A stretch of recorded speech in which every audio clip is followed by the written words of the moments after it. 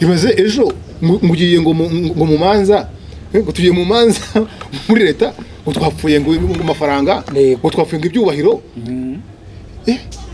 Uyu ugasanga amadini ubwo yarahanganye ibintu nk'ibi. Ejo ugasanga ufite dirungo zo kunyica ngo kare ngo turi kwitira ngo itorero rya Yesu Kristo ngo turi kubaka. Ubundi ibyo byatangiye ryari? Reka tubwire abantu sasa impamvu bagomba gukurikirana.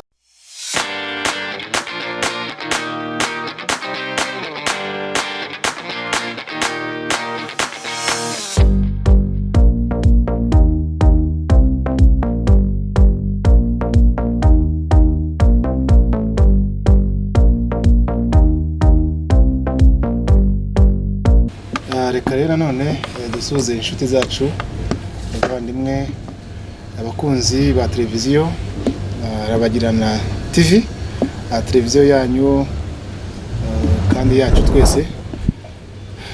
Ushize twasezeranye yuko rero tugiye kubagezaho ibiganiro, amasomo atandukanye nkuko twabyifuje. Rero mu by'ukuri twatangiye kandi nagira ngo mbabwire ko Imana igiye gukora ibintu bikomeye. Imana igiye gukora ibintu bikomeye kuko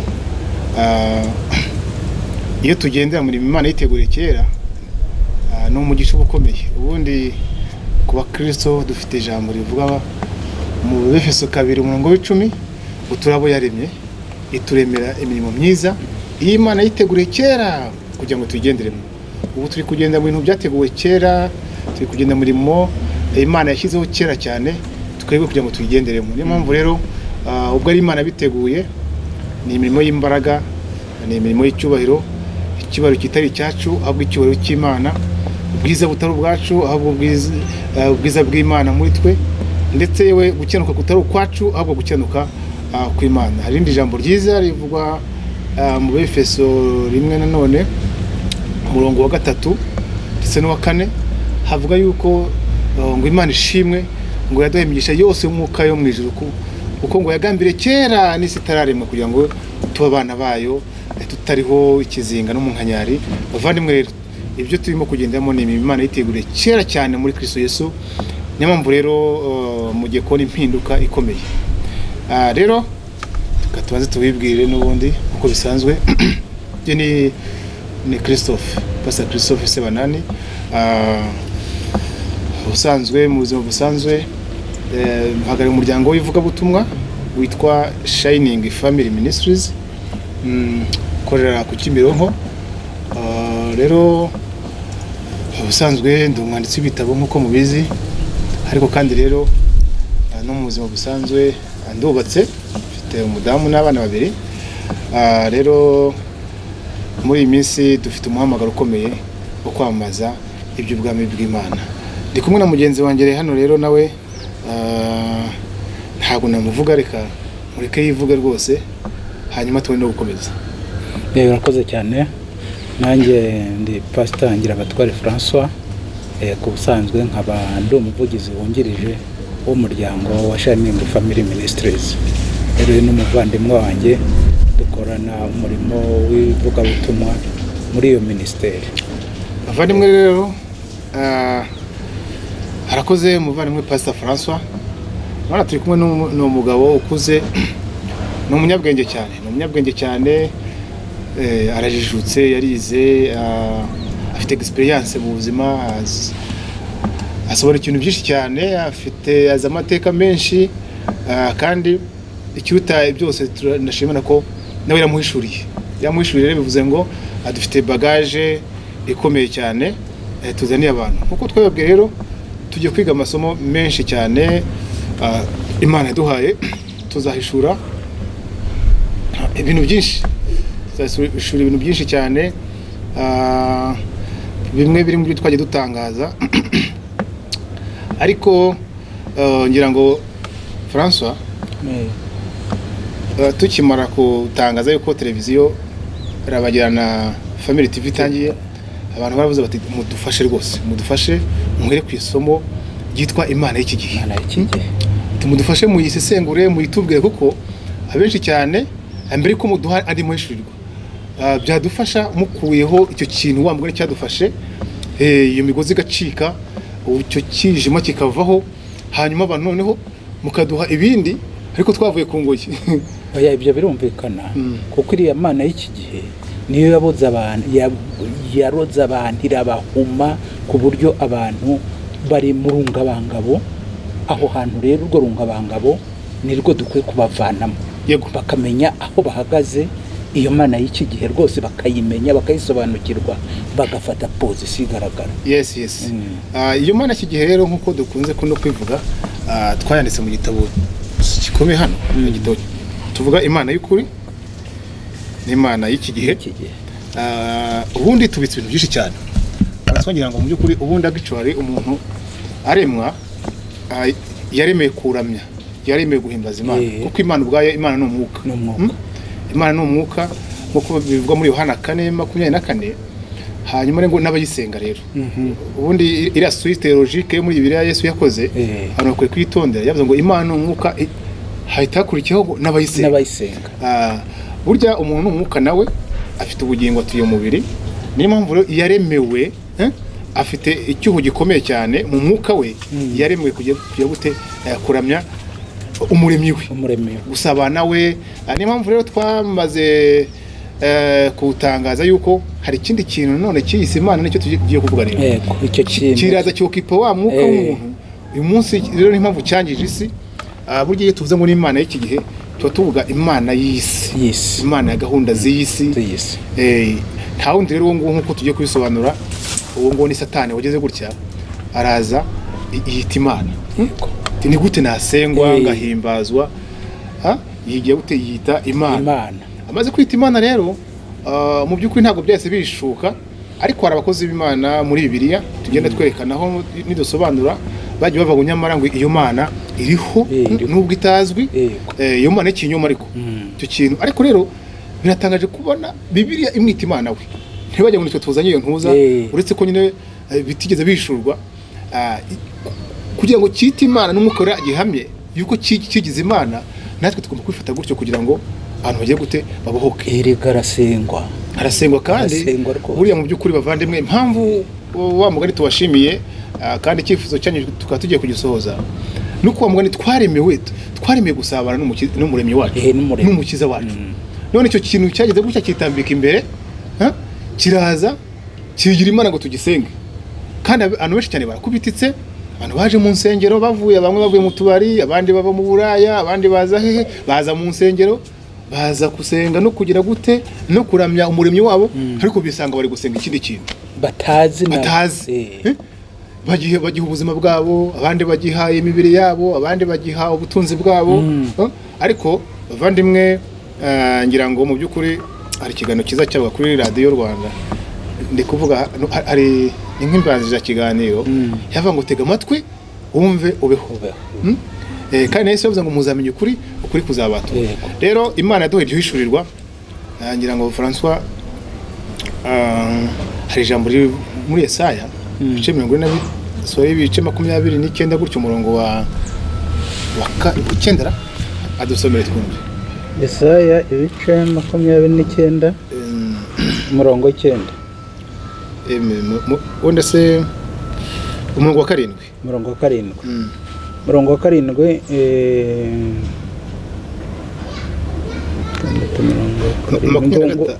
ingabo z'amahanga yose 25 umurongo 9 ngo nuko uwo munsi bazavuga ngo sorry hari gugata umurongo wa 7 kuri uyu musozi niho azamariraho rwose igitwikirizo cy'ubwirabure gitwikiriye mu maso h'abantu bose, kandi n'igitwikirizo gitwikiriye amahanga yose. Igitwikirizo gitwikiriye mu maso h'abantu bose, igitwikirizo gitwikiriye amahanga yose. Bavandimwe, icyo gitwikirizo cyaje giti ni iki? Icyo gitwikirizo ni ikihe? Gitwikiriye abantu, gitwikiriye amaso y'abantu ntibarebe neza, gitwikiriye imitima y'abantu. Ushize dusobanura muri turi gusobanura iby'iki gitabo, hari ikintu kimwe ubonetse cyabaye interesse ku bantu ko bisa nk'amakuru ya mbere bari bumvise, tuvuga yuko Eden iri mu Rwanda, ingobyi ya Eden iri mu Rwanda. Twavuze ingobyi Eden ubwayo n'ingobyi ya Eden. Aho no kumva barikanze tikiniki, ariko hari abateoloje mwe twaganira baravuga batari kwa mugani ibintu nibyo. Icyo ndi kuvuga hano nk'iyo abantu bavuga ngo bumva uruzi rumwe ngo rwitwa Ufurate bumviriya mu ntuzi bati nibura niyo terasi ihari. Yego. Noneho kibaza ngo Bibiliya iravuga ngo uwo mugezi usohoka mu ngobyi ya Edeni, sibyo? Uca muri Kushi, ishamwe rimwe rica muri Kushi yitwa Gihoni. Iyo bavuze ngo Gihoni ngo yazimiye, nta Kushi yarazimiye kuko ubundi Kushi nyine n'ururimi ruvuga Afurika. Ese Afurika yarazimiye ntibaho? Ese na Kushi yarazimiye? Pishoni ngo yarazimiye, kandi muri Bibiliya ntushobora kubona abantu bavuga ngo Pishoni yarazimiye ngo Gihoni yarazimiye. Ariko urumva hari system zagiye zubakwa ndetse zimwe zigashyirwa no mu mashuri ayo ngaho twiga ndetse na za teoloji twagiye twakira, ukumva byose bigiye Babuloni, ara muri Iraq nyine, muri Mesopotamia ari Babuloni ya kera. Ariko bavandimwe buriya reka tubwire abantu pastor, tuzasobanurira abantu Babuloni ya kera n'impamvu muri mite y'approprié ibyo ngibyo byose, ninde wabikoze, byashyigikiwe kubera iki, kuki bava ngo Kushi yarazimiye ntibaho, Afurika ntibaho, n'inzu zayo ntizibaho. Kandi ubundi mu mateka Misiri ya kera bavuga yuko kino gice cyo mu Rwanda bakitaga Rwanda. Ntabwo ngiye kuba inkomoko y'u Rwanda. Rwanda bavuga ngo ni isohokero ry'amasoko yose anetesha Afurika. None na Afurika rero inzuzi ikindi gitangaje, inzuzi zose za Afurika nizo zitemba ziva mu Rwanda mu kano gace zitemba zigiriya, kandi twabonye n'uburyo arizo zigira no muri Aziya. Nta ruzi na rumwe ushobora kubona rutemba ruva muri Aziya ruzi no muri Afurika. Ariko ibintu barabicuritse. Icyo tuvuga rero buriya turashima n'abantu bamwe b'imfura, abantu bamwe b'imfura b'abazungu hariya hakurya, mu bitabo bishyashya bari kwandika harimo abana b'inyangamugayo bari kuvugisha ukuri, bakavuga yuko hari amateka yacuritswe, hari amateka yabeshywe, kuko gucurika amateka n'iki ni inyungu za bamwe gutyo. Ariko rero ninde ukora ibyo ngibyo? Tujuni y'Imana y'iki gihe. Gusa hari ikintu kinsetsa. Iyo bavuga ngo Edeni ngo ari muri Iraq, kandi isi yose izi ko Afurika ari berceau ya humanity, ingobyi y'isi yose. None se iyo ngobyi iri muri Iraq? Ya ngobyi ya muntu nyine iri muri Iraq. Urumva anthropologie, sibyo? Anthropologie za science zose zitandukanye zamaze guhamya yuko umuntu wa mbere, sibyo? Yaba bakoresha teori ya Darwin bavuga yuko ngo umuntu ngo akomoka ku nguge, iryo gupfa bavuga riri muri Afurika. Wenda se byibuye bavuga ngo ni muri Afurika, ariko reka igihugu wenda se tuba icyo dushakisha aho ngaho byibuze. Ariko nimba koko muri education, sibyo? N'amasomo rwose UNESCO yamaze kwemeza, sibyo? Amashuri yemewe zaba za primaire, za secondaire, za kaminuza baramaze kwemeza yuko umuntu wa mbere akomoka muri Afurika. Muri Afurika. Ni gute igitekerezo cyafashwe kikabona ko ngo Edeni ubundi ntibahirahira bavuga ngo Edeni, ntibahirahira bavuga ngo umuntu ngo ngo Edeni iri mu Rwanda cyangwa iri muri Afurika. Ariko umuntu wa mbere wewe ari umuntu wa mbere ari muri Afurika, ariko Edeni iri muri Iraq. Ariko ntibahirahira bavuga ngo Edeni ambaye umuntu wa mbere aba muri Iraq. Ntibashobora guhirahira bavuga gutyo. None se ngani muhuza ibyo bintu sasa rero. Ikindi batuzabeka nk'imirongo, ari umurongo muri Ezekiel uvuga ngo iyo urwo ruzi rwa Nili ni uruzi niremeye. Hari ibintu byinshi cyane.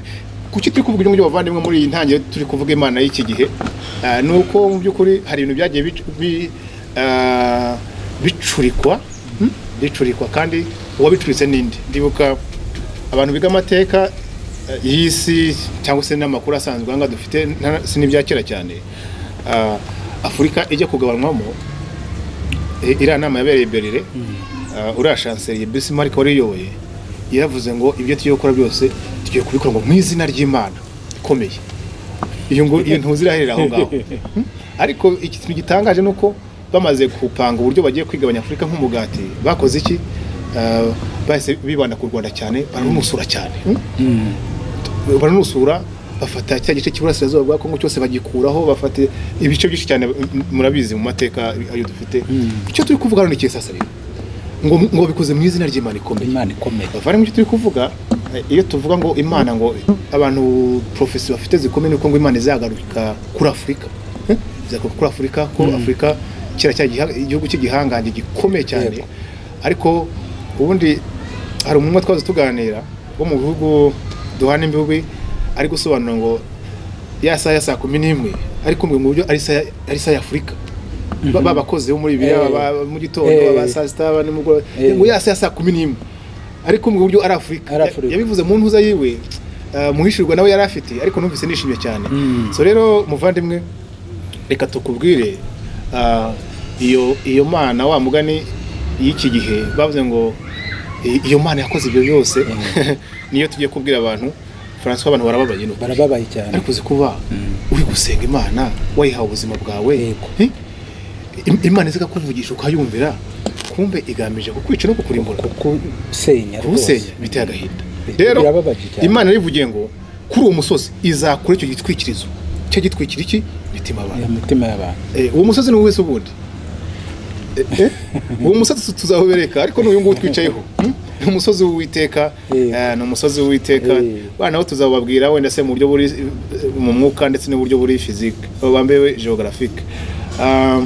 Rero François reka dusome abakorinto ba kabiri.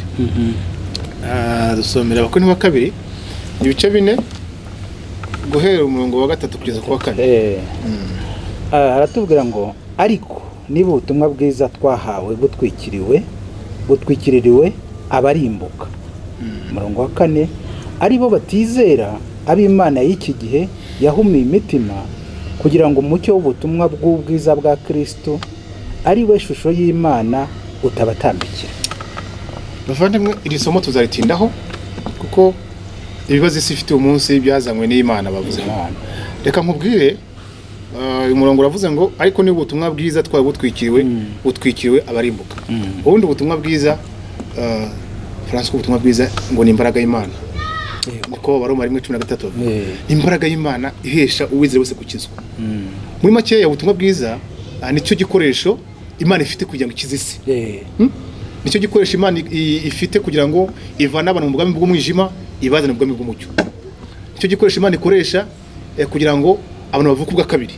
Kuko ubutumwa bwiza ni ijambo ry'Imana rizima, ni nayo mbuto y'Imana Imana ikoresha ibona urubyaro. Nicyo gikoresho rukumbi Imana ikoresha kugira ngo umucyo urasira abantu. Muri make kugira ngo ibyapfuye bizuke tujuru n'ubutumwa bwiza. Ubutumwa bwiza ni ikintu gikomeye cyane ngira ngo muri chapitre y'iki gitabo cy'Imana yo kuri Imana y'iki gihe chapitre ya nyuma iravuga ngo ubutumwa bwiza ni umuti w'isi. Umuti w'isi yose birasobanuye cyane ko abatwumva tuvuga ibingibi bagira ngo hari n'ibindi tuba tushaka kuvuga.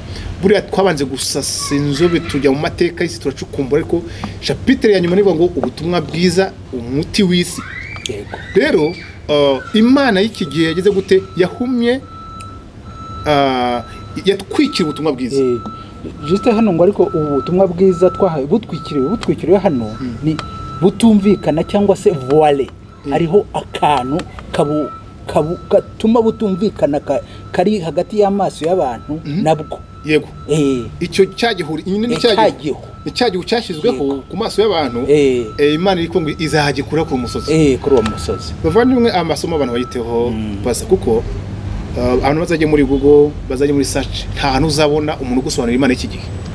Niyereka Imana duhore iravuga ngo ibi ntabwo byize bimenyekana.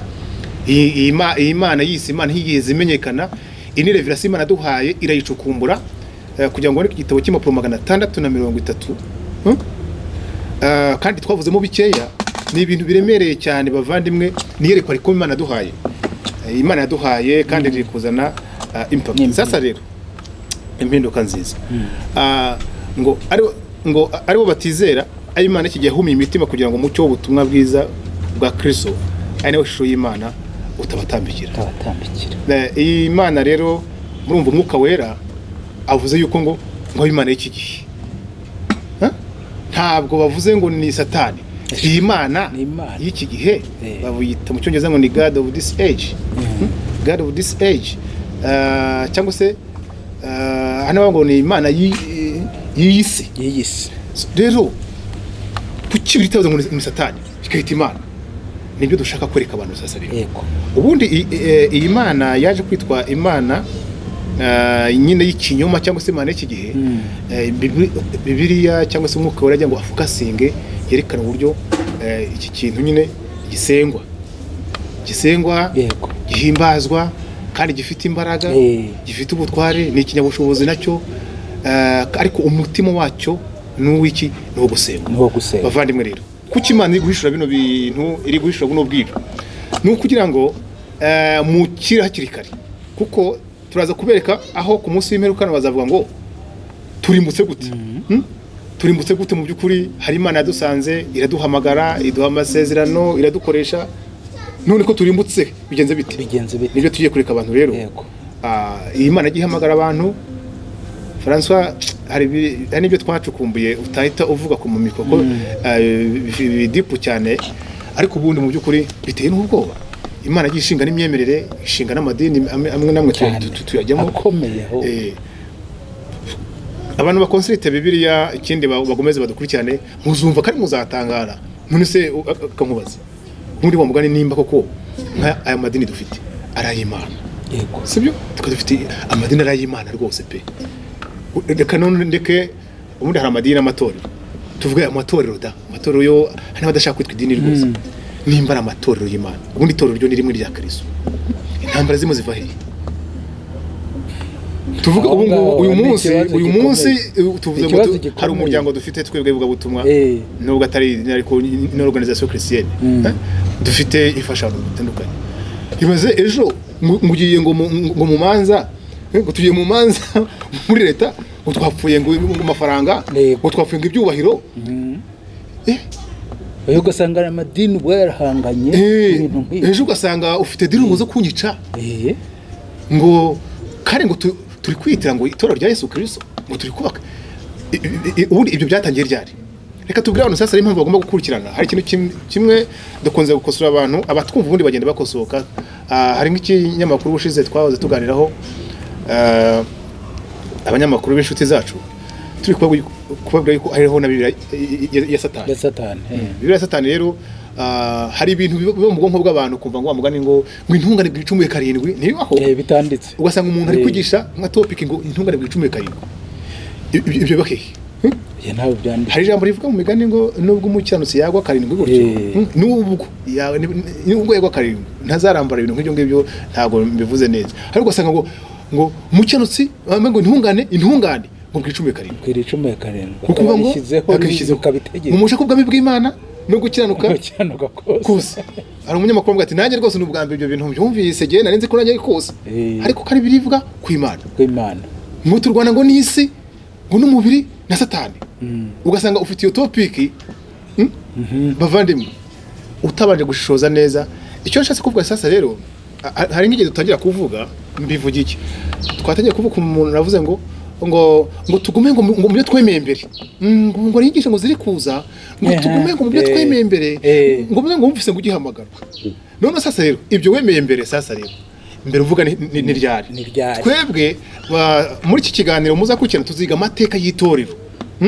Twiga amateka y'itorero, twiga n'amateka y'imyemerere, kuko nese nk'itorero rya Kristo ryo nubwo ryatangiye mu bujya kwa Mose, ariko tuzerekana itorero rya Kristo ejo mu kinyejana cya mbere rivuka. Twerekane mu kinyejana cya kane ibyago byabayemo. Nk'amadini dufite uyu munsi yavutse muri Dark Age. Dark Age ni muri Middle Age, cyagihe itorero ryarahuye n'ibizazane. Uyu munsi ugasanga rero uri kuvuga ngo tugume ngo muki mu byambere ngo cyagiye ngo kuhamagawe. Nyamara cyagiye uhamagarwa idini winjiye mu idini rikomoka muri Dark Age, muri cyagiye cy'umwijima. Nukuri tuzabisobanura n'abashaka igitabo gisome, kuko dufite hano twasukumbuye ibintu byinshi cyane. Ngiye nk'imwe navuze ngo ntago nabumva ngo ngomba ngo kuguma ngo nahamagawe. Yarahamagariwe hahandi hari noneho rero kumbe yahamagariwe muri bwa bwami mu wa mwijima, ariko wa undi wamuhamagaye kugira ngo atamucika, ari kumubwira ngo uribuka ngo ugihamagarwa. Ngewe kuri yewe rero niyo umbwiye ngo Imana yaguhamagaye rwose ngo wumva nijwi ukemera ko tuganira, hari igihe nkwereka ryaje ugasanga ni ya Mana y'iki gihe. Rero icyo turi kuvuga abantu bashishoze sibyo twebwe muri gihe wanditse igitabo rero uba uvuye mu butekamutwe uba wihaye isi uba wemeye kuba objet de critique uba wemeye kuba kuganira n'abantu ibiganiro bifunguye uba wemeye kutavugira ibintu mu rwongorero mu byumba na hehe uba wishyize public kugira ngo mukore ibiganiro ibyo uvuga ubidefande niyo mpamvu turi kubwira abantu ngo igihe kirageze Imana tuzabibabwira kandi impamvu tudafite ubwoba hari Kristo ubwe ari hafi kuza gutwara itorero kandi Paul yaravuze ngo ntihazajye ubashuka ntabwo yagaruka urya mu nyabugoma atarahishurwa ari we mwana wo kurimbuka uko yicaye mu rusengero gute yita Imana yita Imana ntabwo yagaruka atahishuka kandi abantu benshi cyane bamukure batabizi Yesu yajyana ndi jite kuri icyo kintu ubwo twavugaga Imana y'iki gihe hari abantu bambajije bati turabyumvise ariko se uramutse ugeze nk'ahantu nko mu rusengero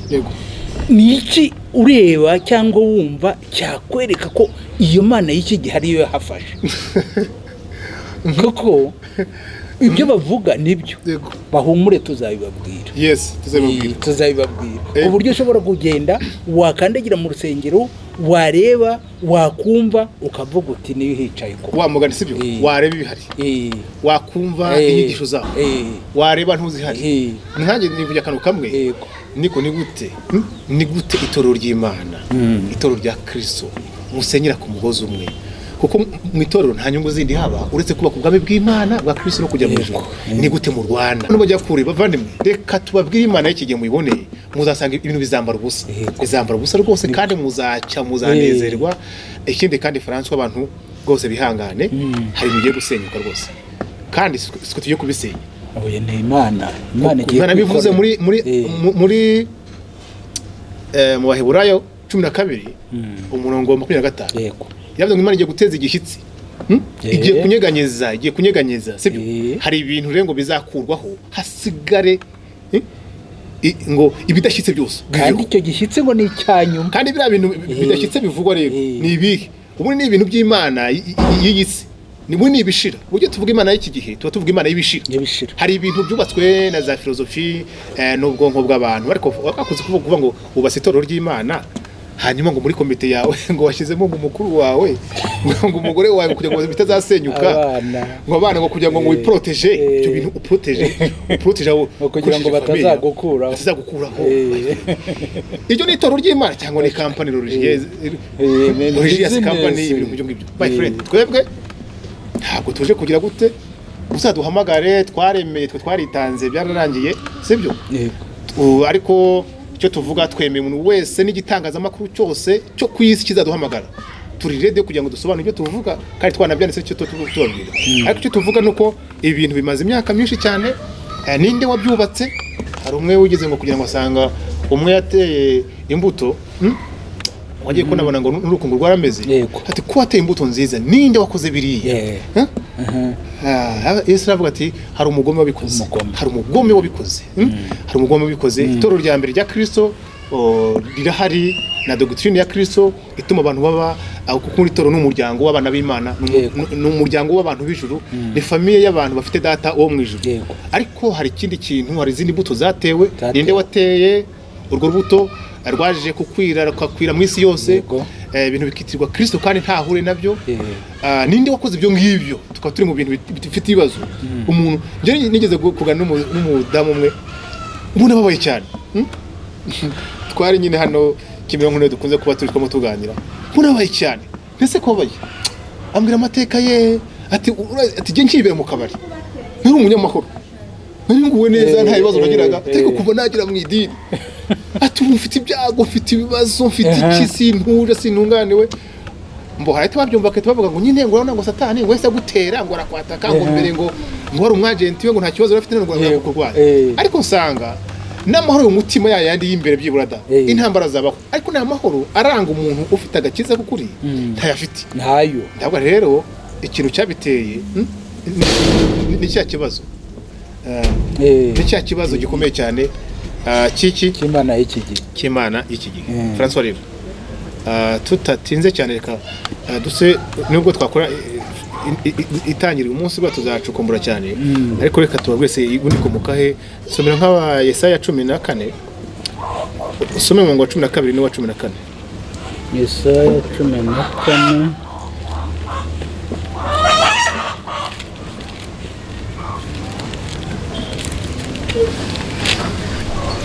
14 umurongo wa 12 uravuga ngo wanyenyeri yo mu ruturuturuwe mwana w'umuseke kuvuye mu ijuru kagwa uwaneshaga amahanga ko baguciye bakakugeza ku butaka waribwira guti nzazamuka njye mu ijuru nkuzi intebe yanjye y'ubwami isumbe inyenyeri z'Imana kandi uti nzicara ku musozi w'iteraniro mu ruhande rw'impera y'ikasikazi nzazamuka ndengaho ibicu bigarukira nzaba nk'isumba byose nzaba nk'iki nk'isumba byose bavandimwe Bibiliya twigisha isomo rya Bibiliya twavuze irangaje Bibiliya igenda ikoresha hari irangaje zitandukanye hari ururimi rwa gihanuzi hari ururimi symbolique hari prophetic language hari symbolic language hari ururimi hari indimi zitandukanye hari indimi ziriterere rero hano ururimi Bibiliya ikoresha harabita bumva umuntu ndetse nk'iyo tugiye muri Ezekiel 28 bo bivugira ngo umwami w'Itiro abico wari umwami w'Itiro wa mugani na ahantu hazwe gutya ariko urebye description nyine urabona abandi uhaje n'abahakanye nabo barwanya Bibiliya ntabwo mu by'ukuri bo bahita bayirwanya gutyo batabanje no kugira nabo ugasanga abantu badafite fondation mu ijambo ry'Imana bameze gute baraho ngaho bahise bakurikira ikintu nk'icyo ngicyo ariko mu by'ukuri Imana y'ikinyoma kuko yigize Imana ubu ari gusengwa rero kandi baba marayika tujuru bemeye kumuramya nungu nibo bakora mu operation yo kugira ngo asengwe kuko nabakozi be ni gute asengwa mu isi rero akoresheje baba marayika be batandukanye yego icyo kintu iyo pica muyumve cyavuye mu ijuru kizize kujya gute gushakwa gusengwa ese uwo mutima mwisi kirawutaye uwo mutima kirawufite ahubwo kimaze kwirukanwa mu ijuru cyaraje kiza mwisi kiravuga kiti ntabwo nshoboye kugera ku byo nifuzaga mu ijuru ariko kuri iyi si ahantu hose izina ry'Imana riri ahantu hose bavuga Imana nzagenda mpica niba atamenye ko riri nzageza uburyo nigira nk'Imana nigire hari niyo twereka abantu n'uburyo ajya ashinga amadini yaba yemera Yesu natamwemera agakoresha uburyo yigira Imana uburyo bw'asenga bakabagura bavandimwe dufunguye pica yose tugafungura ishusho yose y'ibyo Satani yakoze mu isi bamwe ntimwasona mu madini mwahita munajya n'ubwoba turavuga bikeya tuzabyana gake tutavuga ibintu mugahamuka kuko kiva mu ijuru n'ingabo zacyo cyavuze ngo ikindi kandi twavuga abahakanye bajya bakunze kujyaho ngo senga Imana ngo yarwanye na Satani wawe ntago yabikoze gusa Imana irwana n'ikirimo cyayo yabwiye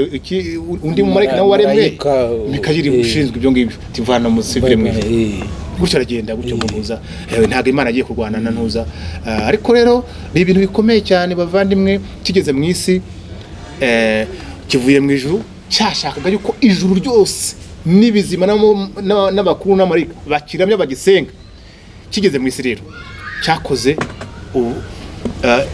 cyubatse ibintu bikomeye cyane ni gute tugiye gusenga reka mubwire sasa rero mu isi cyakoze ibintu bibiri kiravuze sasa rero ubundi niswe sekibi uvuga Satani isi yo ngomba kuyangiza mu buryo bugaragara rero ngiye kwicamo ibice bibiri hamwe nambare ikanzu y'umukara abantu batega amatwi bumve icyo dushaka kuvuga hamwe nambare ikanzu y'umukara mbari jewe rwose uhagarara ibikorwa by'ubwicanyi by'ubugome ububwicanyi kiriho gahunda z'intambara kiriho gahunda ubusambanyi bwo hejuru za trike zikomeye cyane kabisa za mafia bwa bwesukuru bwose bukomeye ikitwa ubugome gigize gute igihambaye sibyo noneho uri kumva mbega ibirwanya Imana ku mugaragaro ibirwanya Imana ku mugaragaro ngire gute mbikoreremo mwikanzu y'iki y'umukara ariko none sasa rero ahandi na nkora iki ahandi niyambika umwambaro w'iki umweru ahangaha rero ahandi nzitwa Imana hamwe nzemera nitwe Satani mwikanzu y'iki y'umukara ahandi nitwe Imana mwikanzu y'umweru bavari mu sasa rero hari aho niho ruzingiye sasa rero muri kiriya kintu cyitwa rero ikanzu y'umweru niho asa nk'Imana nziza hahandi mu by'ukuri aca mu bintu bitandukanye biriho nitwereka abantu nko mu bintu nko muri gahunda nyinshi cyane yasenzwemo nk'ibintu byitwa mite zagiye ziza mu isi kandi akenshi cyane zikaba ishingiro ry'imico imwe n'imwe ahandi hakaza ikindi kigo asanga ibintu bitangiye bisa nk'umuco mwiza bijyanye abantu bakicana isoko y'ibyo bintu ni iyihe nyuma rero twekane n'uburyo none sasa rero n'amadini yicayemo akicaramo muri make ahantu hitwa aho Imana tuvuga ibyo ngibyo ntimugire ngo Imana y'ukuri yoyo iricaye ntimugire ngo yo ntihari ntimugire ngo yahariye isi Satani isi ni Uwiteka nubwo icyo kinyabugome uwo mubisha wihaye nk'aho ibintu ari ibye kuko ari umujura nyine yabyiyitiriye mu bugome bwe ntimugire ngo umwami w'abami nyiri igihugu nyiri isi nyirabantu ntimugire ngo ntahari ntimugire ngo itorero ryo ntirihari oya ntimugire ngo twaje kwamaza icyo ngicyo gusa ni ukubabwira kugira ngo ubwo bwami bwacyo busenyuke hanyuma nibirangira abantu bamenye n'ubwami bw'umucyo bagiye babugane yes ni ukugira ngo abantu bamenye bari mu biki bari hehe no mu magambo make usengwa mu nsengero aho basenga hose ni barasenga iyihe Mana nibyo rero twasomye ubushize ndi gutangira iki kiganiro navuze ngo hari muri Yesaya icyo hanuye muri 19 yavuze ngo Uwiteka araje muri Egiputa araje muri Egiputa kandi mo hagati muri Afrika twavuze ko Egiputa iyo birivuza Egiputa ivuga Afrika iraje muri Egiputa amo hagati ni Afrika Centrale sasa rero ndetse ngo no mu gihugu cya Yuda ku murongo wa 17 gutya hano bajye bumva iyo tuvuga ni gute igihugu cya Yuda ubundi kiza he ni gute biratangaje ubundi abantu bajye bakanarize cyo kivuga ngo igihugu cya Yuda kiri muri Egiputa igihugu cya Yuda kiri muri Afrika nimba wumva Yuda wa mugane Yudeya iri muri Israel muri Aziya ni gute igihugu cya Yuda kiri hehe kiri muri Egiputa nibyo tuzabasobanurira icyo bashaka kuvuga ibyo ngibyo bimaze imyaka n'imyaka bitazwi abantu basoma gutyo birukanka ariko yataye mu yaje kandi nicyo cyagitwikizo kigiye kuvaho kive ku mahanga yose hanyuma nibirangira iki umucyo uze Imana ishimwe cyane François reka tujye ku kantu kamwe twari tuvuze ibintu mu rusange turi gusobanura uwo munyabugome wavuye mu ijuru afite umutima wo gushaka kuba kwita Imana ariko ageze mu isi arakomeza yita Imana agomeza yasenga ariko dusomere Yohana 20 Yohana 4:22 Yesu yaje avuga ko icyo kintu gihari mu isi cyangwa gihari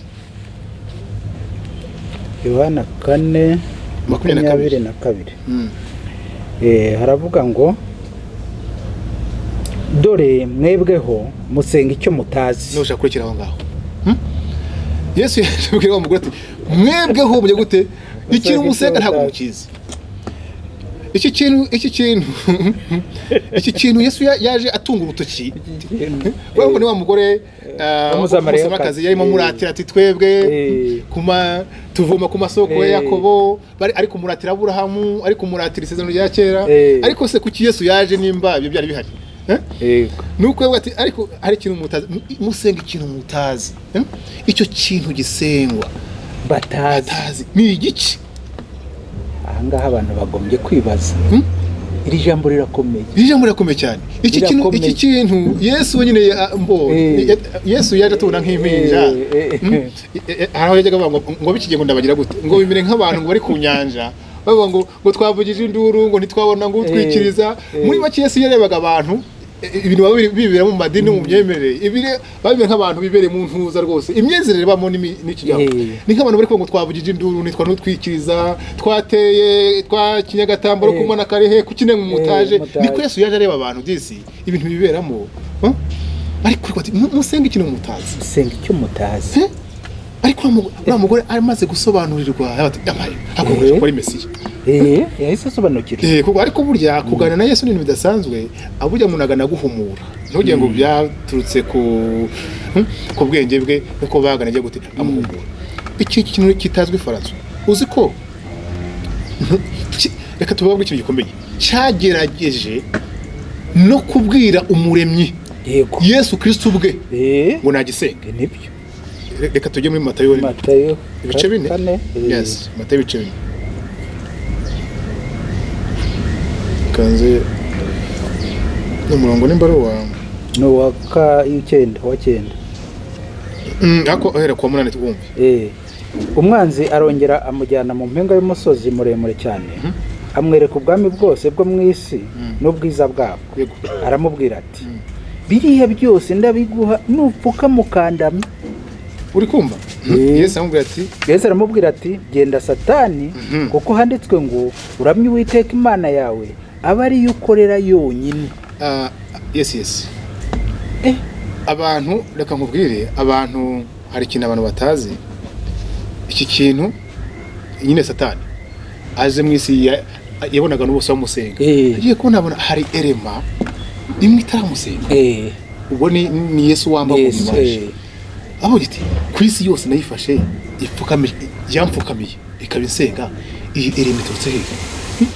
Ati jewe afazari ndaheba nguhe ubwami nabugabanye. Kwita ngurabugabanye ubundi tuzabibira abantu ni cyagihe muri Edeni amaze gushuka Adamu na Eva. Hari ukuntu mu byukuri nyine bamutuje muri bo birangira burya Satani afashe ibintu byose tuzababwira. Ariko Yesu rero niyo muremyi wa byose. Ikindi kandi twabwira yuko amaze kuzuka ntacyo Satani yasigaranye. Ubu ngubu ayoboye abantu mu kinyoma. Icyo turi kwibwira hano kiriro, Satani watumitse kuvuga ngo kubwira umuremyi ngo mfukama usenge. Ibi ngibi bivuze ikibavandimwe. Ibi ngibi byerekana umutima nyawo ubundi w'iki kiremwa. Hari ikintu ntuze kubaza abantu. Nimba Satani yarabwiye umuremyi we, yarabwiye Yesu Kristo umwana w'Imana ndetse n'Imana ngo mfukama usenge, ndamye ninde tabibwiye? Kandi aramuzi Satani, aramuzi. Ariko buriya Yesu ko yambaye umubiri, kwambara umubiri kwa Yesu kwaje gucanga abantu benshi. Gusa yabonye erema itaramusenga ko ubu umubiri bwa Yesu bwacanze. Mbega amagambo make yibeshya. Buriya muri y'Imana yo kuri tuziyasubana n'ubwiru bw'Imana. Ubwiru bw'Imana tubantu bamenye amwibeshyaho agira ngo birashoboka. Ariko icyo nakubwira cyo ibi bintu nigeze gutekereza ndabona, ariko ibintu birakomeye cyane. Ninde muntu atabwiye ngo asenge? Nawe tekereza nawe nimba yarasanze Yesu Kristo kama ngo ndamye usenge, ninde atasanze? Rero reka tubwire abantu ngo iki kintu ni umutima wacu, ni umutima wa Satani kuvuga ngo musenge. Iyi musenge rero reka mureke buriya ikigana cy'umunsi ntabwo dushaka ko kirekire turi muri introduction. Ariko reka nkubwire muri Daniel 11 tuzabisoma 39. Yaravuze Daniel yavuze ngo iyo Mana itazwe ngo ni Imana nabase kuza batamenye. Umuntu uzayumvira akayoboka ngo izamuha n'ibihugu hingurura. Yego. Uyu munsi abantu bakomeye cyane ahantu basitari mu isi kandi bahamagawe nayo. Yego. Bahabwa ubasha niyo Mana. Irabitanga cyane. Kuko Bibiliya tuzabireka no mu Isezerano Rishya bavuga ngo ifite ubutware bwose n'ubushobozi bwose. Irabitanga. Bavane muri rero si ukubatera ubwo. Ahubwo no kwimana igira ngo tureke ibintu byubatswe, sibyo? Niyo Mana kuko bimeze bite? Imana yibyo ngo igiye guteza igihitsi inyeganyeza iki ibyo bintu byose. Nimara kubinyeganyeza ikora iki? Yubake ibidahanguka ni iki rero? Ni bwa bwami butanyeganyega nkuko baheberayo 12 gute bivuga. François rero soma twiteguye gusoza, somera Abakorinto ba kabiri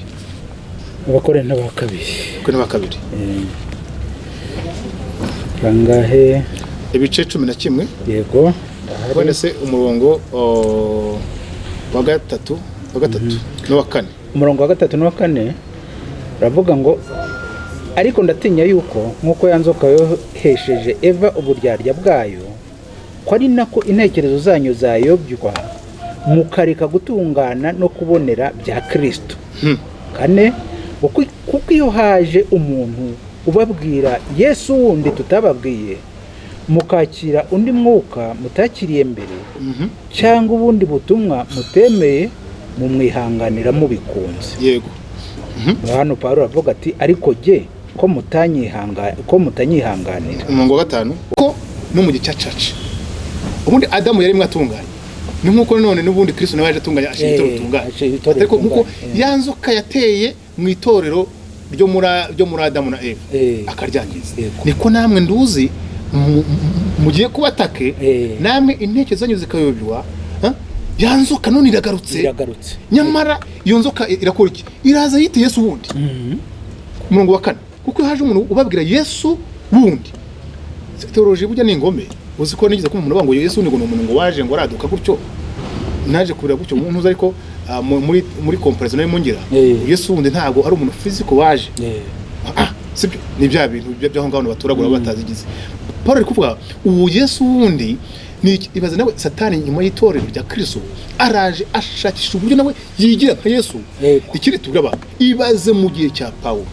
imbaraga bari bafite ishurirwa ryo hejuru bafite uyu Yesu yaraperformingaga ubundi yarakoraga kiragiye ibintu bitebwa bavandimwe uyu Yesu yaraperformingaga uyu Yesu wundi ngo mukakira undi mwuka uyu rero ni umwuka w'uwo Yesu wundi ariko usa nk'umwuka wera sibyo ngira ngo Yesu wundi umwuka wundi ubundi butumwa na mashapitire muri cya gitabo cyangwa mukakira ubundi butumwa mutememere uri kumva ni ubutumwa bwo mu kinyejana cya mbere hagati cya mbere n'icya gatatu iyo mvuze ngo mbere amuntu bati nyine ubutumwa nakire mbere kandi ubundi navuze yuko abantu bakiriye ibintu byahumanye nyine bitango ni ibya mbere kuko n'amateka niba yaze ko tuzabigisha amateka y'imyemerere n'amateka ya church kugira ngo mujye mumenya gutandukanya iyo uvuze ngo ubutumwa nakire mbere n'ubuhe utavuga amadini twakiriye ejo rwose yamaze no kwakura butete tuzabibabwirira buriya abantu bajye bibuka yuko no mu Rwanda Itorero rya Kristo mu Rwanda ryakoze declaration muri gutaba Kristo hafi 100% genocide yashobotse mu gihugu tuzabasese mu byo byose abantu ntibakagira ngo hari turi tuvuga ibintu byo hejuru tuguruka declaration yabaye ngo harimo ikibazo mu myemerere muri Christianism muri Christianity yacu no mu Rwanda harimo ikibazo tuzabyereka ibyo byose ntukagira ngo hari tuvuga ibintu byo hejuru nta mwanya wo gutera waraza dufite ibyo turi kuvuga dufite fact ni ibintu byo kwicara mu gashishoza mukagira gute nta miguruko ubungubu nta miguruko nyine nkuko twatenye tubivuga tega amatwi wumvubeho ariko Francois reka tuvuga kanaka komeye hano Paul ari kuvuga mu 5 ngo kandi nibwa yuko izo ntumwa zikomeye cyane zitandusha na hato iyo somye mu Bibiliya y'Igifaransa ngo ce sont des faux apôtres birumvikana bivuze iki sasa rero ngo numva ngo apôtre barakomeye cyane ibaza umuntu umwapotre ukomeye cyane wakoraga mu gihe cya Paulo kugeza naho intumwa zakira umwuka wera zakuriye ku birenge bya Paulo zishaka gushukwa no gukurwa n'uwo nabo bapotre bandi batumwe nande n'Imana y'iki gihe uramutse urebye pica sha potre wawe ushobora kwita questioning ibintu byinshi cyane ndi kuvuga nimba ari apotre kuko w'Imana y'iki gihe kandi katubwira no gatoya kuki bavuze batavuze pastors hano bakavuga apotre nukundi itorero ryubatse ku ntumwa n'abahanuzi ubundi apotre ni umuntu uhabwa the message sibyo the message ya apotre ni intumwa nyine yahawe n'Imana ni ibyara pastors ni ibyara teachers ni ibyara doctors kuko ngo hamwe kuba intumwa abandi kuba abahanuzi abandi kuba bigisha abandi kuba bavuga butumwa abandi kuba bashumba gutyo muri make the message intumwa ihabwa ni ibyara izo mpano zindesha urere iyo bavuze ngo hari intumwa hari apostles baje batumwe na Yesu wundi hita wumva yuko iyi ntumwa ifite n'abapaseri ifite n'abahanuzi ifite n'abigisha kandi urumva rero nimba za mpano shari zibonetse ubwo harimo n'abadiyakoni harimo n'abakini biki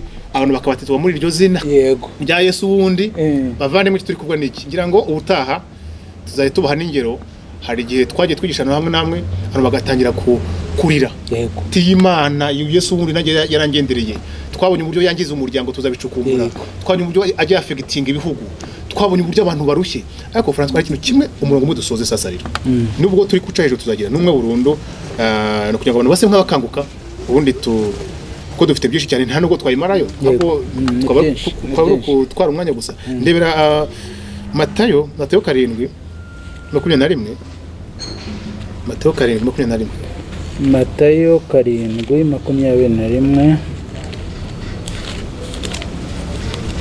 7:21 mbo haravuga ngo umuntu wese umbwira ati mwami si uzinjira mu bwami bwo mu ijuru keretse ukora ibyo data wo mu ijuru ashaka hanyuma 22 ngo benshi bazambaza kuri uwo munsi umuntu wese umbwira ati mwami mwami si uzinjira mu bwami bwo mu ijuru keretse ukora ibyo data wo mu ijuru ashaka.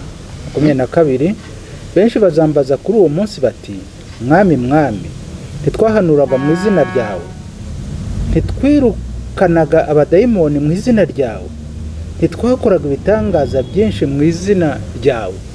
Nibwo nzaberurira nti sinigeze kubamenya, nimumve imbere mwa nkozi z'ibibi. Buriya ari igihe tuzafasha abantu kujya basoma Bibiliya kugira ngo bayumve nk'aya magambo ziko abantu benshi bigo bayaririmba kubatazi ibyo ari bayaririmba ngo benshi bazavuga ngo mwe twaka bitangaza mu izina ryawe. Nukibazo umuntu mu by'ukuri ikibazo afite iki ko umuntu ari kugira ngo ngushanga ngo kubuhanura nyine muri ko ngusambana ngushanga ngo kuba ngo ngugira gute ngo ukora ibyaha nyine ngo muzarimbuka kwavarimo nyine ngo muvuge ubutumwa bwiza ngo ariko umureke ikintu gisaracyo mwiyeze mugira gute zagisho zo mu idini zaho ngaho abantu bagira ngo niko kuri koko bavare mujye musoma Bibiliya musome kabiri kandi umwuka wera agira gute abayishuri. Yego umuntu wese umbwira ati mwami mwami abantu bose batuye ngo Yesu siko bazinjira mu bwami bw'Imana kiretse ukora ibyo data mu ijuru ashaka.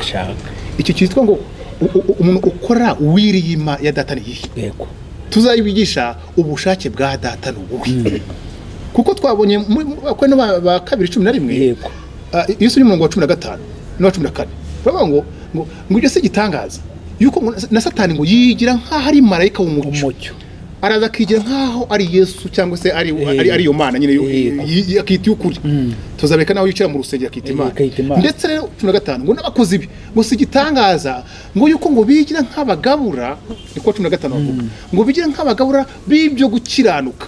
Yego bakaza bakisha mureke ibyaha mureke gusambana mureke iki mureke noneho rero ibyo bigisha bisa nkaho bari kubira ngo bakiranuka ngo bazahora n'imirimo yabo.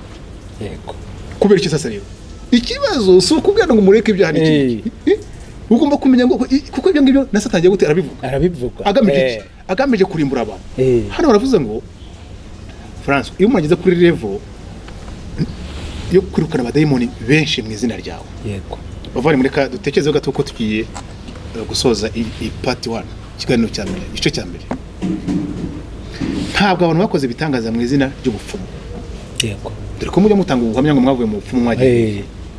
Ntabwo bahanuraga mu izina rya Yesu. Ikindi tubwira abantu ngo benshi bazambaza kuri uwo munsi. Yego n'abantu uzi kuri umunsi uzabuteye ubwoba rwose mw'abantu ariko abantu bazavuga ngo igihe no mudukatiwe umva Yesu turashaka kukubereza ikintu kimwe tukwibariza ikintu kimwe duha amahirwe ya nyuma tuzi imbere yawe tukoze ikintu kimwe. Reka tukubaza François abantu bazatinyuka kuza imbere ya Yesu kumubaza. Yego n'abantu mu by'ukuri ntibigeze barabukwa aba ntibakoreraga Yesu mu manyanga kikirano bacyumva kuko abamukoreye mu manyanga babizi kora bisikoro bazabirukanse kera yabo barahari mu maso yiteye ubwo mu ruhando mpuza se. Yego abo bantu bazavuga ngo twebwe turashaka kuza imbere Yesu n'amahanga yose n'ibizima n'amarayika tukomplaininge tubaze impamvu turimbutse tukubaze nuko mu by'ukuri mbere ntago bari bazi yuko bakorera seki. Yego ntabwo ibyo bari bazi bavane mwite kuri Imana turi kubabwira aba bantu bazatinyuka kuza mu rukiko mpuzamahanga bazanye imitima yabo nuko mbere nta buryo bari bafite zamaye bobo zirwa zitirira Yesu ngo binje muri system batayizi. Yes zamaye bobo zabesikoro bafata ibireba kego baririmba ngo nabakozi b'Imana kandi bazi ko abesikoro birigwa besikuka abantu bazabirukanse kera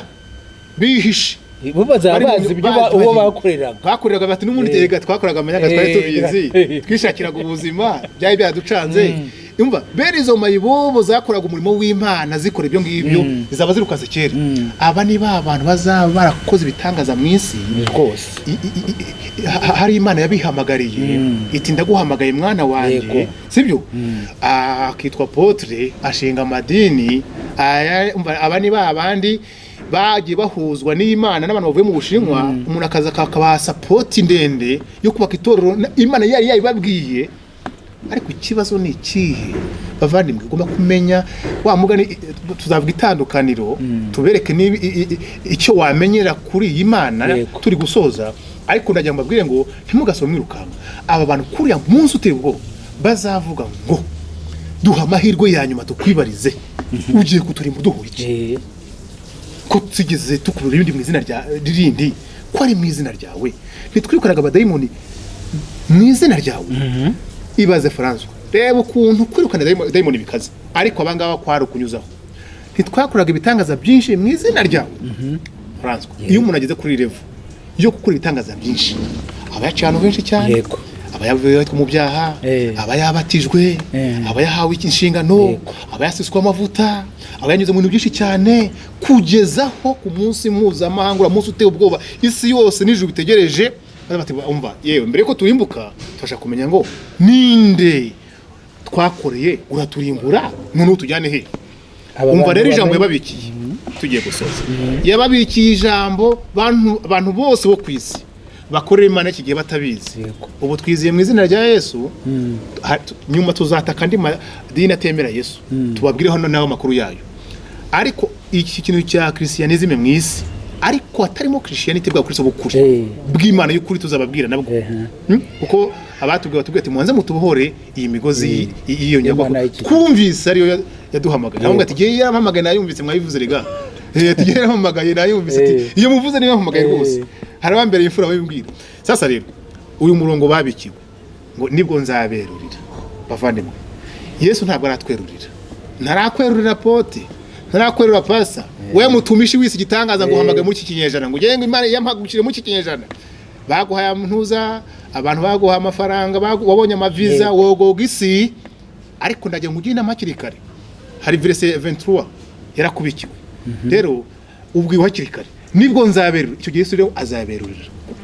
kubera bivuze iki mbere ntibabwiye nyamara bavandimwe ari kwivugira muri twebwe munsi turi kwerura turi kubiri sinigeze kubamenya ni mumbi imbere mwankoze zibirimo mfara turi gusoza iyi sinigeze kumenya bivuze iki ntabwo azavuga ngo ariko nabahamagaye nyuma muza gusambana nyuma muza kwica nyuma muza kuba bisikoro nyuma muza kwiba nyuma muza kubivamo ahubwo ikibazo sinigeze kubamenya ntaho bigeze bahurira none se ko tabamenye ninde bahamagaye aho ngaho none se Yesu bavugishaga ninde ngo bahamagaye ninde ubagize ibitangaza mu isi ninde cyane cyo gikomeye izi nkozi birero bivuze iki na bya byiza byose bakoze bihindutse bibi mu maso y'Imana bibi nyine François rero kubera uwo bakoreraga François rero ubutaha rero reka tuzinje mu masomo tuyasobanure neza dutanga ingero duhamagaye n'abantu bamwe bazaza bitangira ubuhamya abantu bakiri umubi igihe kigihari iki ni igice cya mbere bavandimwe duhishe ibintu byinshi cyane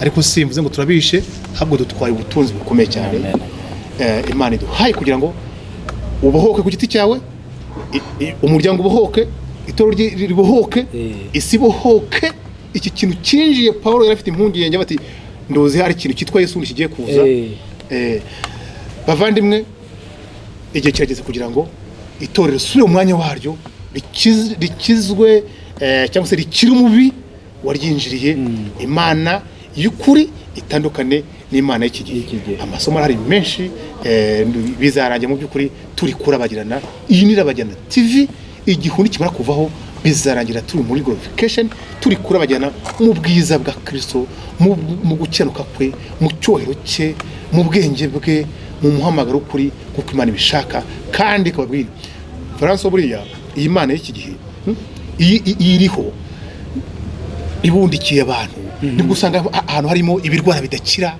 ibyorezo bidasobanutse ibibazo usanga ngo gufata abana ku ngufu ko leta yarushye ko bidashira ugasanga amareta bikurwana n'ibintu bitazi ingamba zirafatwa ibintu ntibese successful akavuye mu madini ntigashira abantu baho mu masesho y'imisi 90 ingahe ibintu ntibirangira no kuri nico kintu kibabundikiye kiri kubakoresha za leta zigashyiraho amategeko ntakemura ibibazo biri n'amadini agasenga imisi za 40 80 100 sibyo ariko ibibazo ntibishire waye nico kintu kibabundikiye hejuru ariko kigiye kuvaho ni usenga ni seconda rimwe misi imbere uzajya ba blessed igihe nikivaho abantu bazinjoye ngo murage wabo muri Kristo turabakunda rero bana b'Imana turi kumwe naho utaha François tuzongera buriya amen abandi barabagirana muri Kristo Yesu amen